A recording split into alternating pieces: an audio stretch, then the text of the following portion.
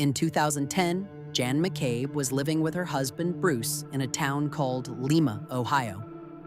Jan decided to go out on a hunt, and she made it to her tree stand by about 5:30. The forest she was going to be hunting in was one she was very familiar with, and it was not very remote.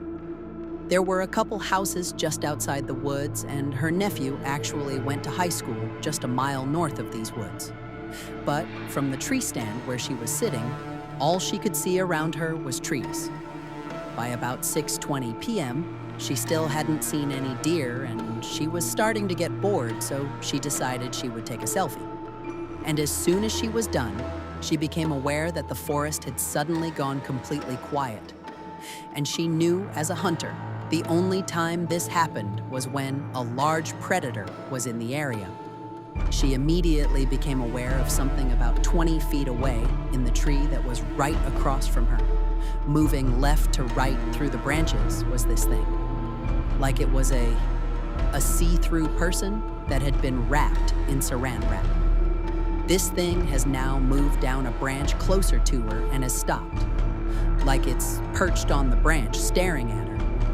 And she takes a picture on her Blackberry right as this thing kind of disappears behind the tree and vanishes.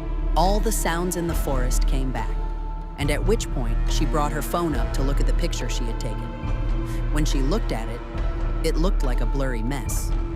That night, when Jane got back to her house, she did not tell her husband, Bruce, about what happened to her in the tree stand, because, again, she's telling herself it was all in her head. They have dinner, they clean up, they sit down in the living room, and they're both on their phones. And they're just kind of scrolling through the internet and their emails.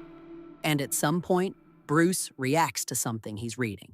He makes a sound, and he said, "You know, I just got a really interesting email from our nephew today. They were outside for band practice." And at some point, all of them turned to look at the forest, and there was a bright, circular light that was kind of hovering in the forest. The light kind of went back into the forest, and they didn't know what to make of it. And I guess one of his classmates said that a year before, the exact same thing happened. And as soon as he finishes, she says, "What time did he say that happened?" Bruce picked up how intensely she was asking him, so he looked at the email, looked back at his wife, and was like, "It was between 7:50 and 8.